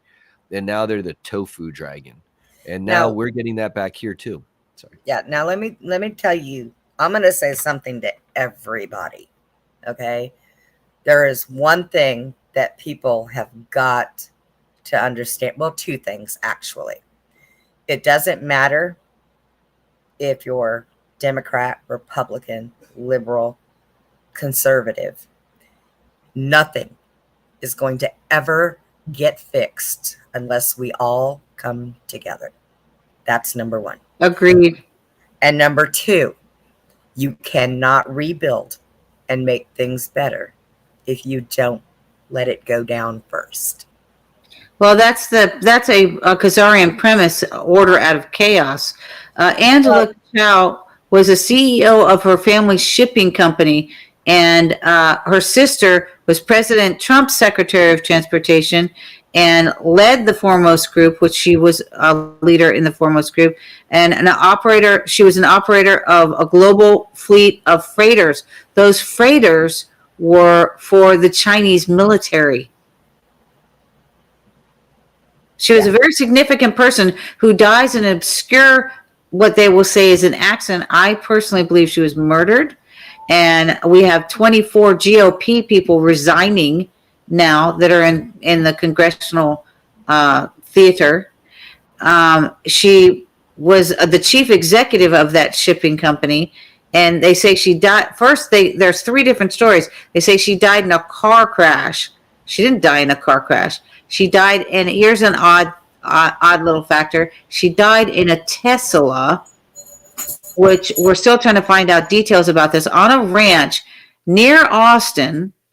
And we don't know whose ranch it was, if it was hers, whose ranch it was. Those details are forthcoming. And is it possible that she was drowned before she was in the Tesla, and then she's put in the pond in the Tesla. But my question is why? So when I find out another weird thing, I'm told that, I won't say her name, but I'm told that a friend of ours, her ex-husband, died 2 days later, and he was also in this person's circles. He was very wealthy. He was an entrepreneur. He was involved in the insurance company, which I believe that he had something to do with this individual. So she dies on the 11th, and he takes a swan dive from the Galleria. Did he end up in the ice rinks, Susie? Takes a swan dive 50 feet. Susie, go ahead. Yeah, you know what? I was telling you, it's like this, the weird story, the weird synchronicity between those two stories is that the story where Jesus cast the demons out into the pigs, and the pigs commit suicide by jumping off the cliff and going into the water. And what's weird about both of these stories, they're suicides. Okay, so Angela Cho was said it possibly a suicide, and she ends up going off into the water and drowning in her car, in her Tesla. But the other is he jumps off the balcony of the Galleria, Dallas, Texas, and he just sold a company for $400 million. And he was going through a divorce, and he was seriously depressed, I think taking Seroquel. And so he, it's like the story of the demons that enter into the pigs, and the pigs jump off the cliff and kill themselves and land in the water. Well, he jumps off onto the ice rink, which is water. So for some reason, these stories synchronize. And that's what I'm going to say. It was probably something very evil that was behind these suicides of these high CEO people. There was some kind of spiritual attack on them. I think that's been kind of happening lately. I mean, I've been hearing a lot of CEOs. There's been, who was it, Bed Bath and Beyond? The owner of that company, and right. There's two, for me, Susie, can you mute for a second? These two were very significant because when I first started working with Megan Walsh, I told Susie, I don't know what it is, but this case has something to do with you. It took me months before I finally found out what it was. What it was that they said that Adam Walsh was killed by it was the two serial killers, Henry Lee Lucas and Otis Toole. They said that Otis Toole killed Adam Walsh. So when I'm talking to the author, Willis Morgan, who had written a book about, he believed that Dahmer actually killed Adam Walsh. And I say, where did Toole live? And he says, Jacksonville. And I remember Susie telling me she almost got killed. She recanted it as a serial killer. She didn't know who it was. She always referred to this individual as a serial killer. She said she almost got murdered by a serial killer in Jacksonville. And I was like, Susie, what year was that? And so then we start tracing her past. Go ahead. I was going to say real quick, you can tell the story. They wanted to throw me into the St. Johns River, into the water. Go ahead. Into the water. Again, we're talking about the water. So when I'm researching it, and then she also said that she knew the lady that went to Henry Lee Lucas. She actually made me watch this documentary about Henry Lee Lucas. I'm like, why am I watching this? And then she said she knew the lady that was at Georgetown that was giving him his lunch, right? So there's that connection. Then we find out that the sheriff of Bastrop had some intervention with this guy. The same sheriff that arrested Susie because she alerted Homeland Security, the FBI, the Texas Rangers. So he said, well, now you've gotten the Texas Rangers involved, so I'm going to arrest you. So he arrested her for that. Because he says, well, now you're suspicious that she's on her own land, and it's a firefight that kills her friend Chet Swift, and they're trying to kill her son. So she fires back. She sticks her head out and puts her body to block the bullets so they don't kill her son. And she ends up getting arrested. When she gets arrested, we find out who this individual is. And he also, one of the intake questions was, do you feel you're under control of MK Ultra? That's a very unusual question for any. I'm going to ask you, Brenda. Have you ever heard of that? No, that is not something that they just spew out there. The only person that would ever turn around and ask that question would be somebody from a 3-letter agency. Yes, and this is a person that ran Waco, which Waco was an entire psyop. Well, yes, you're absolutely correct. I'm gonna tell Susie to restart her phone. She's getting static. Okay. And I don't know, but I think we might have lost Brian. Brian, are you there? I'm here. Can you hear me? We can hear you, but all we see is he's back. I thought he was eating his food. Well, I am, but you know, I'm not messing with the controls other than to mute myself. But it's okay. The audience doesn't need to see me mute my. I mean, while I It was eat a good Chinese picture. food. You were frozen in a really good position. Oh, good. You know, Brian, we've done a show before on like cloning, but we only got into a little bit of the research on it and only did some of it. Okay. I would like to have you come back and really give us a 1-2 over on that, because that's a very interesting topic. Oh yeah. Oh, that's definitely worth a show or two. Yeah, she has the show. Are you on Saturday too? Am I on what? Saturday? Yes. Okay. Tomorrow night? Yes. Yes. So you're on Friday night from my time is 9 to 11, right? And then so that's Central Time, and then Eastern would be 10 to 12.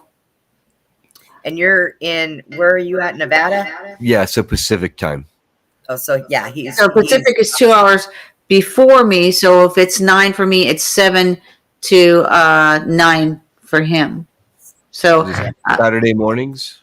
No, evenings. Evenings, okay. So this is an evening show, which is why I have my purple background, because it's Awake Nation, but the nation's sleeping.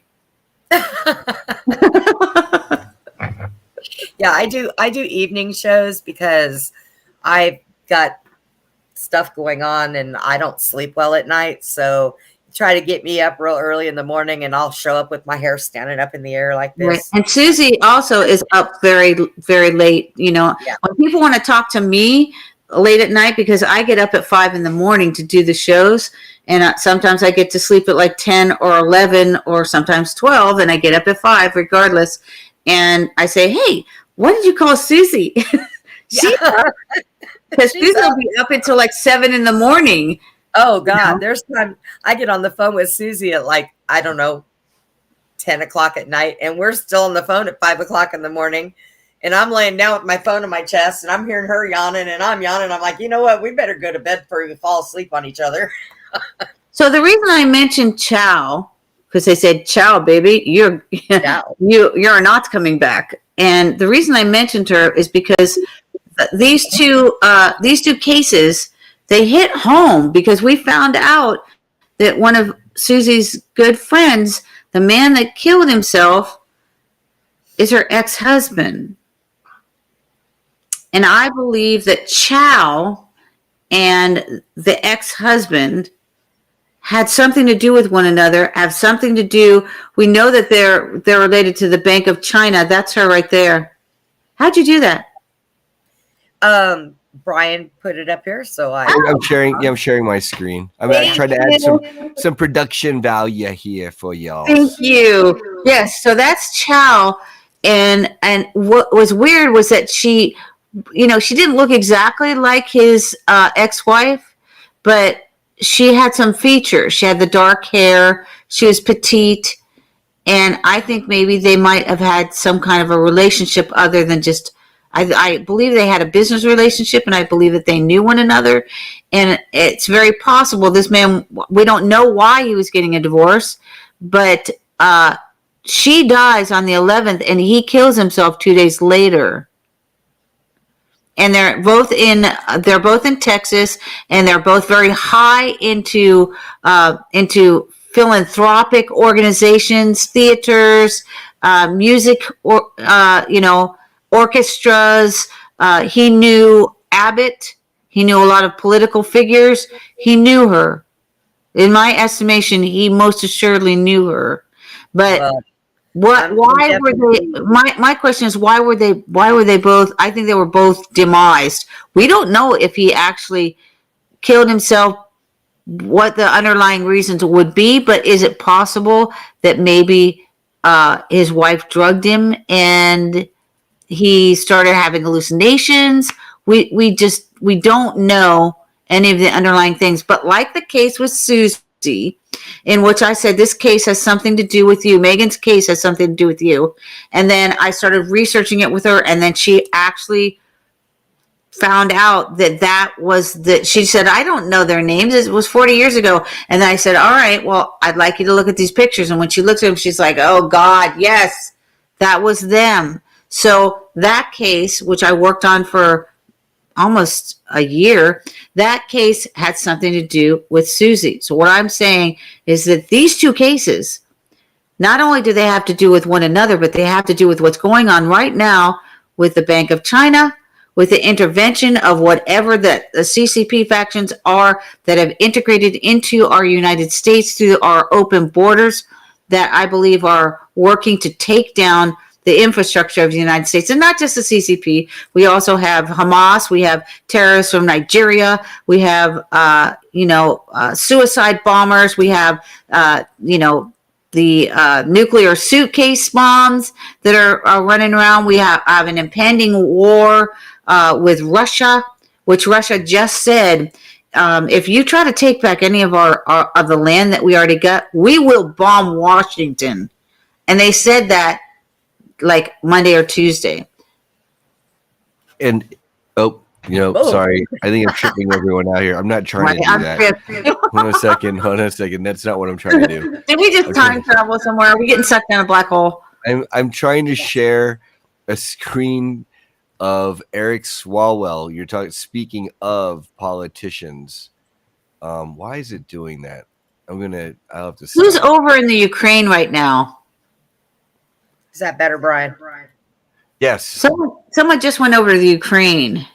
There you go. So I don't know who just went. I don't know why I did that again. I got it. Oh, there it is. I got it. Okay. I don't know. So Eric Swalwell is I forget which party he's in, but he recently got caught in bed with a Chinese spy. Okay. Did he? Oh yeah. He did a while ago, I thought. Yeah, exactly. This is like a year or two Democrat. ago. Yeah. Yeah, on the Democrat side. There's a Chinese suspected spy. So, Mitch McConnell with a Chinese spy gal, honeypot. Yes. And then here's Swalwell. And we know that the Democrat Soros ties and then to the CCP. So, yeah, it's kind of like if anyone's doubting out there, you just keep running into these same connections over and over and over. Yep. And after a while, it's no longer a mystery. But why kill her? Because I believe she was killed. It's my belief she was killed. I have a thought. Okay. Okay, so first off, you talk about the Chinese. I was delivered by a Chinese doctor. I was raised by Chinese. My property was bought by Chinese. I mean, my whole life has been. Not only was your property bought by Chinese, but Susie collected this. She buys things from storage units, and she got this huge freaking mural, like the size of a building, and it wasn't like, it was something like you'd see in a Mexican restaurant or something, only it was Chinese. And she took it and like literally bolted it onto her arena. Tell her what happened. Tell me what happened. Yeah, I bought a storage unit, and it was a 3D fiberglass, beautiful city in China, and it had horses and bridges and a city and mountains, and it was huge. It was so big you couldn't put it in the house. I put it in my big indoor horse arena, and I literally screwed it to the wall, and I would so it was right when COVID started. I would ride my horse and I would pray for the Chinese people because that's when COVID was coming out. And so I would look at that Chinese picture and I would pray for the Chinese people, because I had my whole upbringing with Chinese people, right? So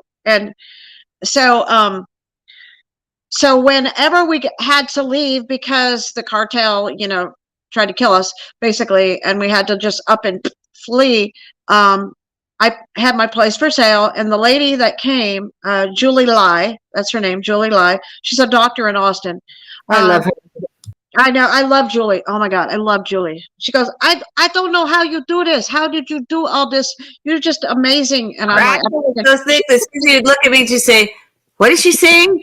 Like, she's speaking English, but are you sure? I love Julie. Oh my God. I love Julie. And so we talk all the time. I mean, she bought my place like 4 years ago and we talk all the time. And so, what happened is, I had my property in 2 parts. So she bought part of it. And then she thought, well, maybe I should look at the other half where the house and the arena was. So she came over to look at it, and she walks into the horse arena and she says, I look at the mural of the Chinese city. And she said, oh my God, it's the city where I was born. And she's like in shock that I had mounted this city in China in my arena, and there it was. It had the name of the city that she was born, and she said it was like a sign from God. I said, literally, it is a sign, literally. And she bought the property, and yeah, that was pretty amazing. That she couldn't believe it was the city she was from. Now, with that, what I want to say about the Chinese thing is, I was shown in a dream that the United States would be taken over by Asian. Chinese would come and take over, and in several dreams, and that they would take over the United States, but it would be a better United States. It would be a better it'd be better once the Chinese took over. That's what I saw in several of my dreams. Yeah. Well, that kind of goes along with what I meant about, you can't build things and make them better if you don't tear down what's bad and rebuild. I mean, there's so much bad here. You ask me, the White House, Capitol, it's evil. There's been so many evil things that have happened there. It's evil. It needs to be gone. So tear it down. Actually, there were some timelines that were seen, I think, in about 2012, in which they saw the White House upside down and in brackish water. And so when I outlined that map, and I found out that it was actually Al Bielik's map, and Susie, when she saw it, she's like, oh, I've seen that before. It's an old map. And I'm like, I don't know what you're talking about. I hand drew this thing. I've never in my life, I was never a conspiratorial individual. And when I didn't even know whose map it was. That's all she said. And then when I found a friend of mine went to the Reawaken tour, and she was sitting next to this lady named Dee. So this is how psychic abilities work, people.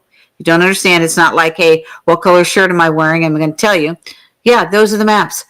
And so I took that one right there, the black one. I took it, and I also divided the United States into districts. I'd never seen that map before in my life. I'm not sure. Did I send that to you? I think you sent it to me.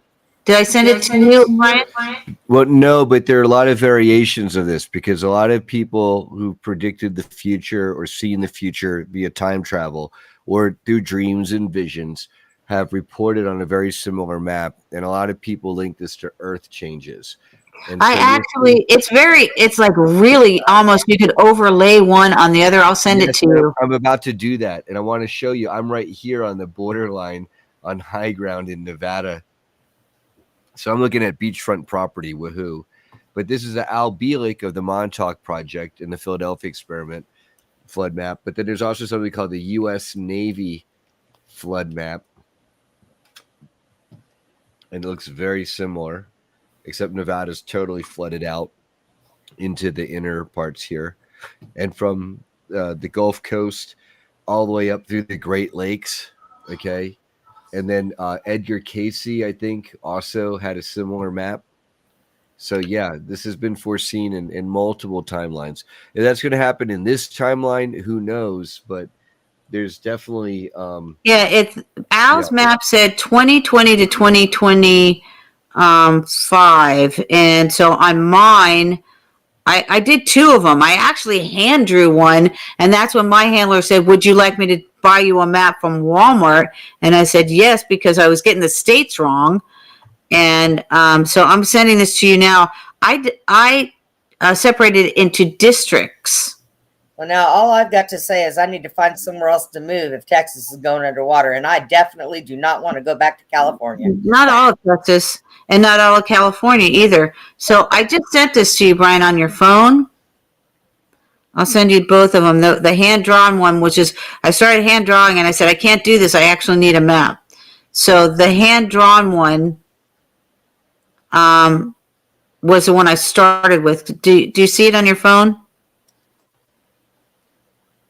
And so the one that was the one from Walmart, I separated into districts. So Nevada and Arizona, Oregon and Washington are in District 1. District 2 is Idaho, Montana, Wyoming, Utah, Colorado. District 3 is North Dakota, South Dakota, Nebraska, Minnesota, Iowa, Missouri, and Kansas. District 4 is New Mexico, Texas, Oklahoma, Arkansas, what's left of Arkansas. Mississippi and Louisiana are all underwater, so is Alabama. The Mississippi runs backwards again like it did during the Trail of Tears. And then I have like some other lines, which I wasn't sure. You know, I also saw Florida go down on the 3 Mile High Wave when I was a child. So when the Huntington Beach Pier went down 5 minutes after I got off of it with my family, I said to Steve, my husband at the time, Steve Zenos, I said, is it happening now? Because I saw this happening when I was 3. I've got 2 maps here, Penny, that you sent me just now. Yes. This is one of them. Yes. Where you divided it up into the districts. And is this like the Hunger Games scenario where like the working people are like over here are doing? No, it's actually the time traveler who said when he came back to Casper, Wyoming, and he met a person who went out they saw a falling star. They thought they went to go see if they could get debris from it. This guy comes out from a dumpster, says he's from the future, and that he came to warn him about the aliens and the alien invasion. And he said, can you please take me to the president? He said, where are we? He said, Wyoming. He said, can you take me to the president of Wyoming? And they said, do you mean the president of the United States? And he said, no, the president of Wyoming, because the states will withdraw and secede from the Union after some kind of an event. And those districts are where there will be presidents in each of those districts. Well, Penny, I would like you to be president of Texas because I like Abbott and all, but I'm not sure he'd be a good president. Well, Tom Althouse was also told that he would be president. That was the first one that I tried to draw, but I couldn't get the states right.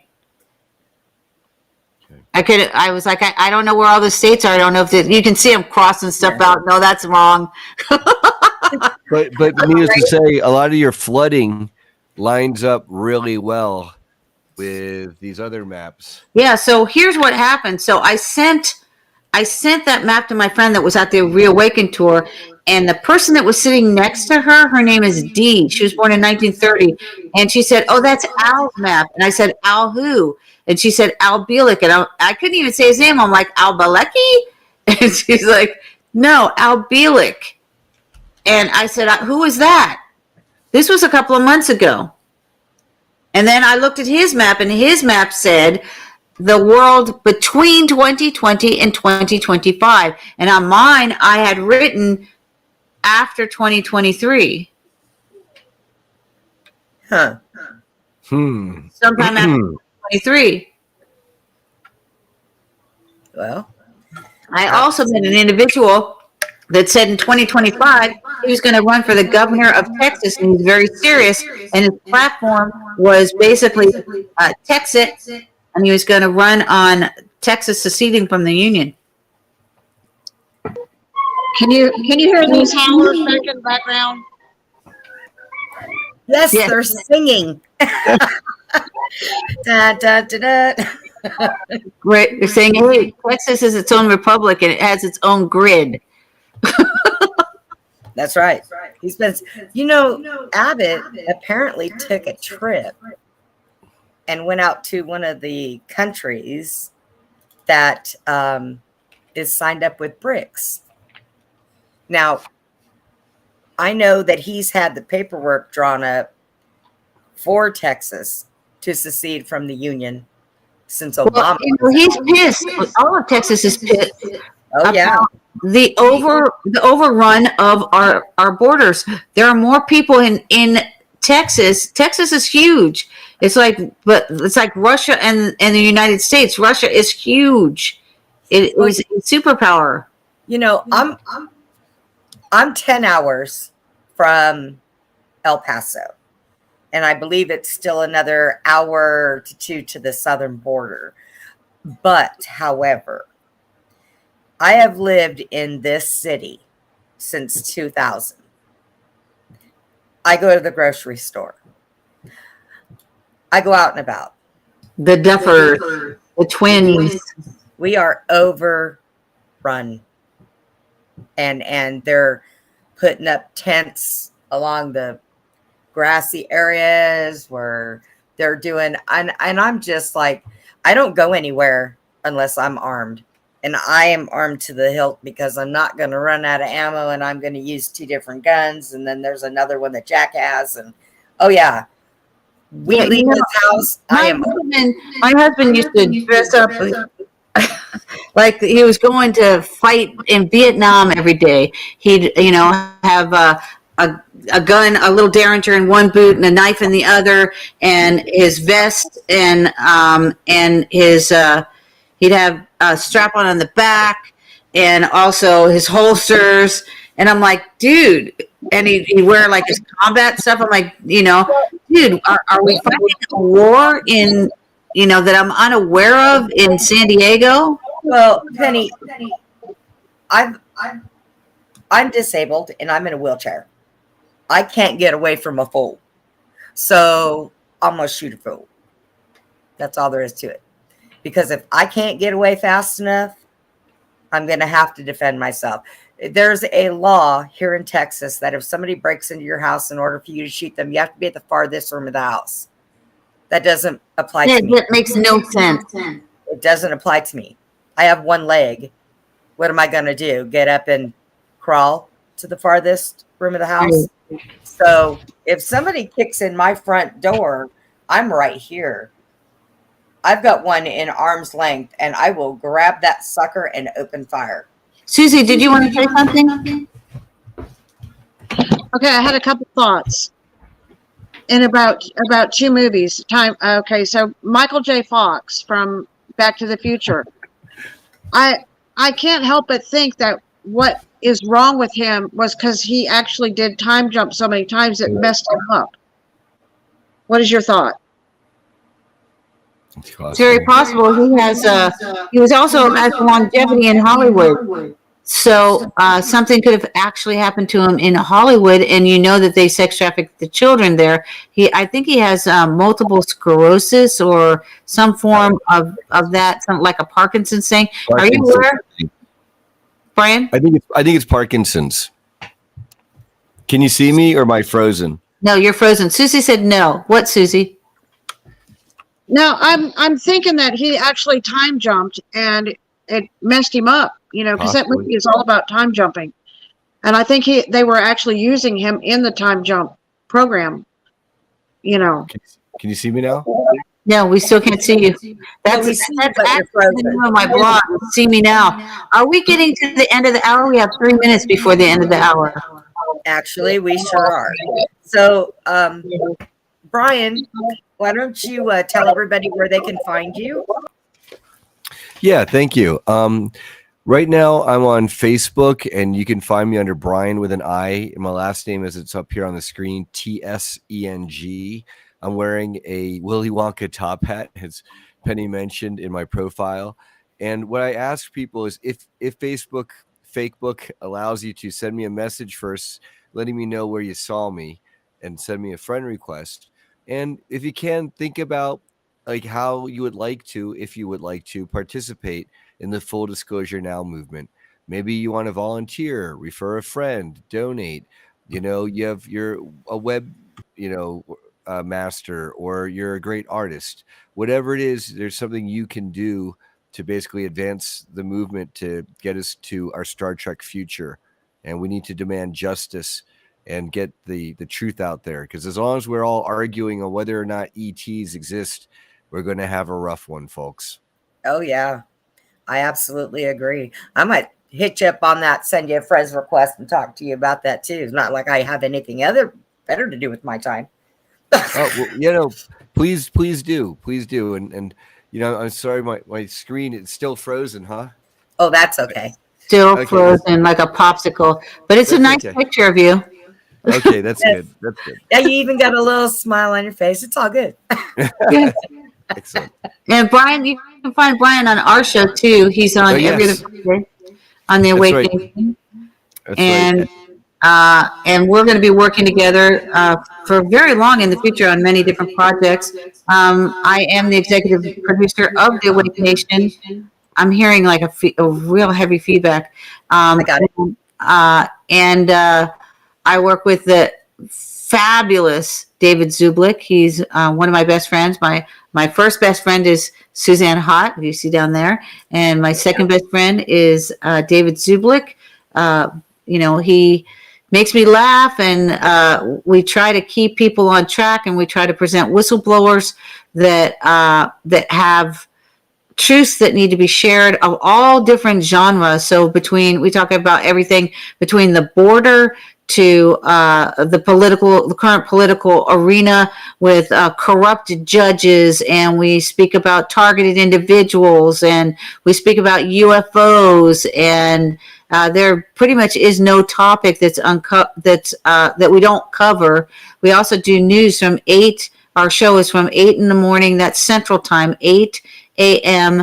to 11 a.m. and that's in Central. We do news for half an hour from 8 to 8:30, and then we do 5 30-minute segments of interviews with directors, actors, producers, mothers, just the gamut, people that are running for political office. We have Nate Kane, who's on Mondays, every other Monday. He's was a whistleblower on Hillary Clinton and Uranium One. I feel like I just got off a Disney ride, Brenda. I know, right? I don't know why it's doing that. It was working earlier. I was trying to pull up the Awake Nation background with the thumbnails here. Yeah, so and that's me, executive producer. Yep. So if you think you might want to be on the Awake Nation, please text my phone. It's area code 619-779-9771, and you can email me at penny@darkoutpost. But I respond on my phone much quicker than anything else because I have my phone on me pretty much 24/7. Susie knows that. But my phone's on silent. So if you have a question about MK Ultra, like am I MK Ultra, which the entire world actually is, but there are varying degrees, which we would go into the MK Ultra super soldier or people that were in time travel projects. That's like the umph degree of MK Ultra. The broad spectrum of it is just everyone's been manipulated by lies and propagandized, and that's called mind control. So if you have any questions about that, or if you think you might be a good guest on there, and we're also looking for team members for our trauma triage team, which is on Mondays for an hour. Heather Day is the lead on that. So if you think you might be interested in doing that, we're looking for people that you don't necessarily have to have been traumatized, but maybe dealing with trauma, because everyone pretty much in the trauma triage team has been traumatized. They have post-traumatic stress or whatever. But the first rule in trauma triage team is don't traumatize your trauma triage team members. Yeah. Yeah. Right. Right. That's like that's number one. All right. We have a bunch of rules, but it is a lot of work. If you think you might be interested in that, again, text my phone. My phone's on silent, so you won't be waking me up. 619-779-9771. And please don't spam me. Right. All right, everybody. Well, we are going to go ahead and call it quits. Brian, thank you so much for coming on. It's been a pleasure and an honor. Thank you, Brenda. I am so looking forward to doing that cloning. And Yes. we might find some other stuff to get into together. So, Oh, for sure. right? He's the best. So, all right, everybody. Say goodnight to our All right, family. everyone. Thank you. And we will see you later.